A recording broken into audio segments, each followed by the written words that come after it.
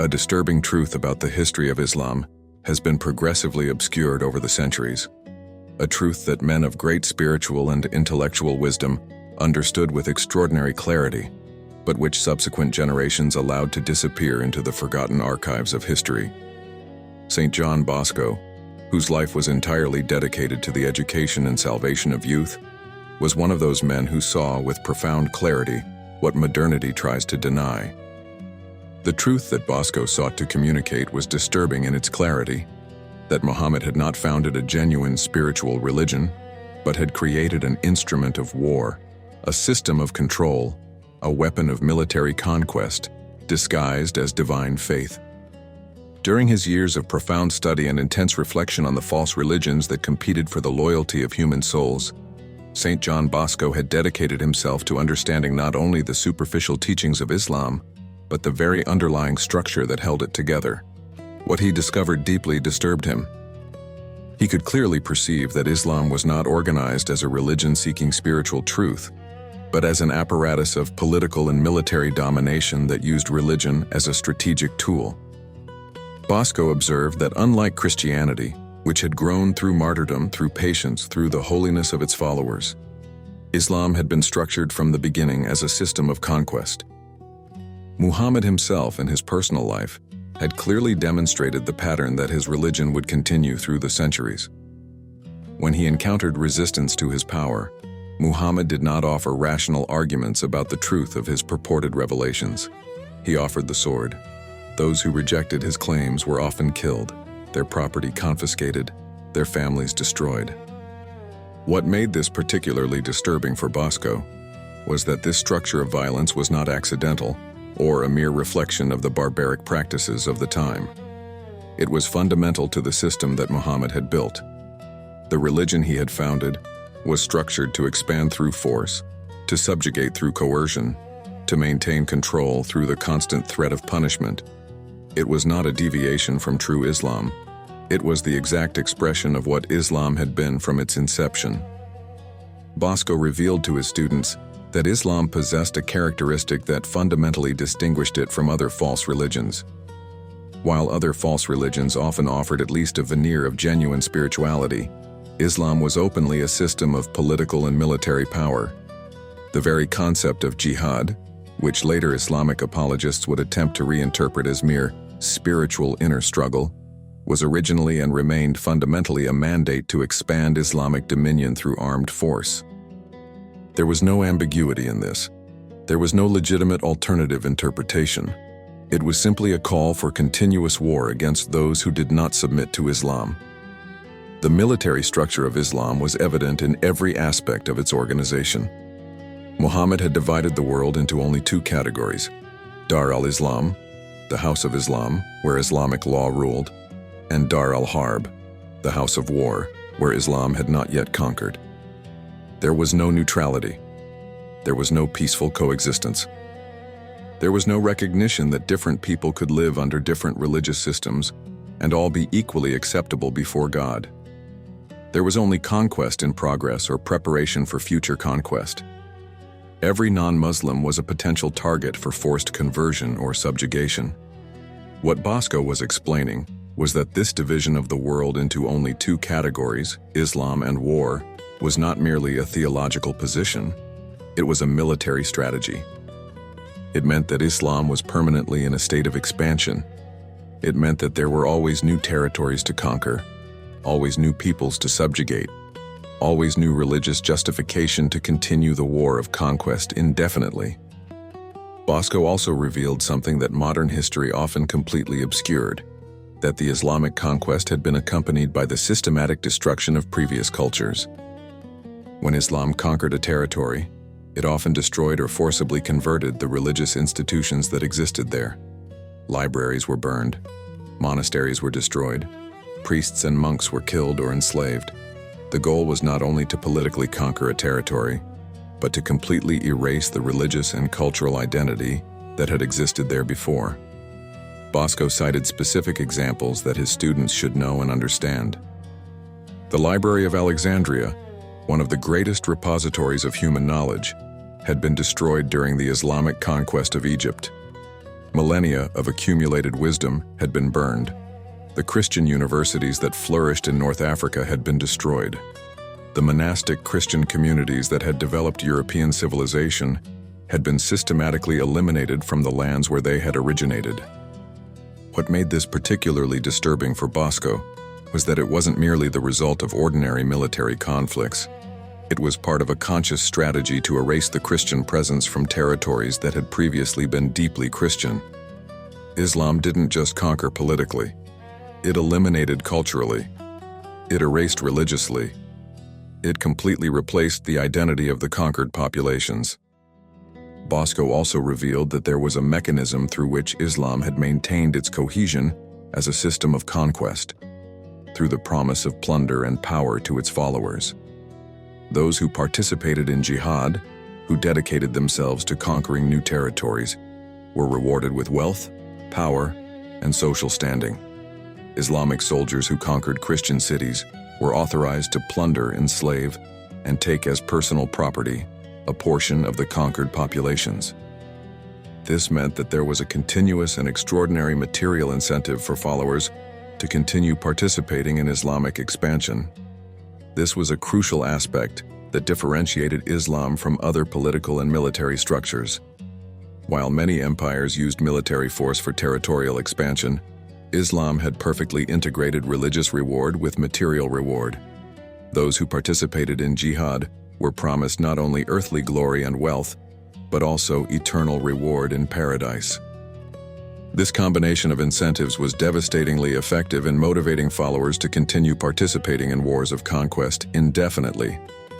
What Bosco clearly saw was that Islam was fundamentally a system of domination that had perpetuated itself through the centuries through a combination of religious appeal to its followers and military coercion against its enemies.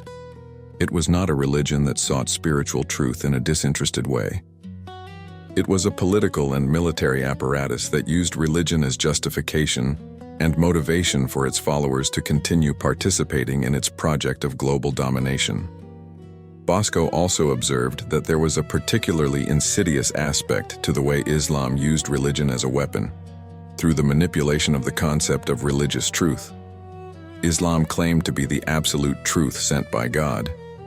Every other religion was considered not only false but also offensive to God.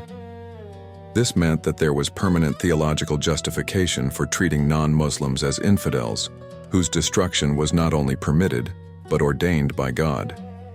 Christianity, by contrast, had always recognized that people possess free will to reject the truth, and that such rejection, while regrettable, did not justify their physical destruction or enslavement. Islam had operated under a completely different principle, that the rejection of Islamic truth justified not only military defeat, but permanent subjugation, forced conversion, enslavement, or death. Bosco taught that understanding this was absolutely essential for the proper defense of the Christian faith. Because if the Church allowed falsified or romanticized versions of the history of Islam to prevail, it would weaken its own capacity to resist Islamic expansion. But if it truly understood that Islam was fundamentally a system of military conquest disguised as religion, it could adequately defend Christian truth against this threat.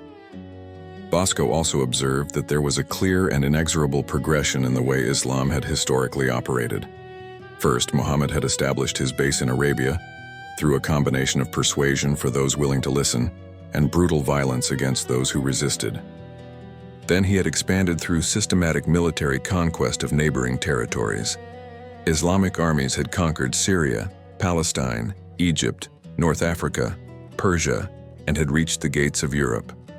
Finally, he had left a legacy, an example, and a structure that his successors would consistently continue throughout the centuries.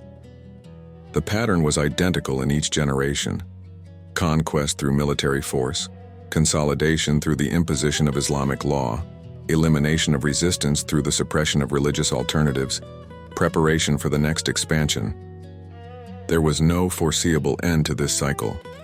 As long as Islam persisted as a religious and political system, the pressure for continued expansion would persist.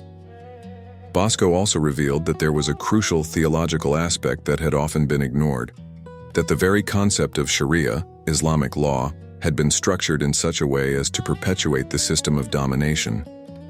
Islamic law was not merely a code of personal conduct. It was a complete political and military system that defined how to govern, how to wage war, how to treat non-Muslims, and how to completely organize society in order to serve the objectives of Islam. When Islam conquered new territory, it was not enough to simply convert people to the Islamic religion. It was also necessary to impose the complete Islamic law on that society. This meant that religion was inseparable from politics, law, war, and economics. It was a totalizing system that could not exist without seeking to expand and completely dominate. What made Bosco's revelation so disturbing was that he was describing Islam not as a religion that had become corrupted over time, not as a genuine spiritual movement that had subsequently been militarized. He was describing something whose very essence, from its foundation, had been military conquest disguised as religion. Muhammad had not begun as a spiritual prophet who later became a warrior. He had been a military strategist who had used religion as an instrument of his power from the beginning. His entire life had been dedicated to conquering political power, expanding his territorial dominion, and eliminating his opposition. The difference was crucial. It meant that there was no way to reform or modernize Islam to make it compatible with peaceful civilization, because violence was not an accident or corruption, but was at the heart of the fundamental structure. It meant that the pattern that had begun with Muhammad would inevitably continue as long as Islam existed as a religious and political system. Bosco also warned that there was a particular danger in Western modernity attempting to be tolerant of Islam, to the point of denying its fundamental characteristics. He cautioned that this tolerance was frequently exploited by Islam to expand its influence into previously Christian territories.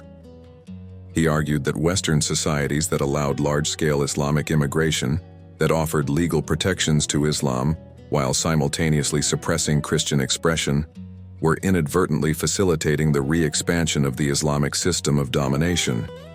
What Bosco perceived was that the modern West had become so complacent, so secular, so afraid of offending, that it was allowing Islam to re-establish itself in the very territories it had previously conquered at such great cost. Cities that had taken centuries to liberate from Islamic rule were once again being influenced by Islam through immigration and conversion. History seemed poised to repeat itself. Bosco taught that the only answer was to truly understand what Islam was, to communicate that truth clearly, and to adequately defend Christian territories against Islamic expansion. Not through mimetic violence that merely reflected Islamic patterns, but through intellectual clarity, spiritual strength, and confidence in the superiority of Christian truth. The legacy of Bosco's revelation is that he offered a clear and brutal understanding of an aspect of history that modernity prefers to obscure: that Islam is not merely a different religion deserving of equal respect. It is a political and military system that uses religion as a weapon of conquest, a system whose fundamental principles guarantee continuous conflict with those who do not submit to its rule. Bosco's teaching on Islam as a weapon of conquest has progressively faded from modern Christian consciousness. In subsequent eras, the Church has often attempted a more conciliatory approach, emphasizing common ground and avoiding language that might seem offensive. But Bosco had warned that this approach was fundamentally wrong, that it attempted to find common ground with a system whose essence was domination through force. For those who seek to truly understand the nature of Islam, for those who wish to know whether genuine peaceful coexistence is possible with a religion whose fundamental principles mandate expansion through force, Bosco's analysis offers a clear and disturbing answer: that Islam is fundamentally incompatible with societies that value freedom, equality, and human rights, because its essential structure is domination, subjugation, and control through the threat of violence. This does not mean that all individual Muslims are aware of this reality, or that all actively participate in jihad. It means that the religious system they have inherited was fundamentally structured as a weapon of conquest, and that as long as this system remains structured in this way, conflict between Islam and civilizations that refuse to submit will be inevitable. Bosco leaves us with a final truth. that understanding the truth about Islam is not a matter of hatred or intolerance. It is a matter of fidelity to the truth and the survival of Christian civilization. Sign up to rediscover the teachings that Bosco left behind and that modern history has tried to erase.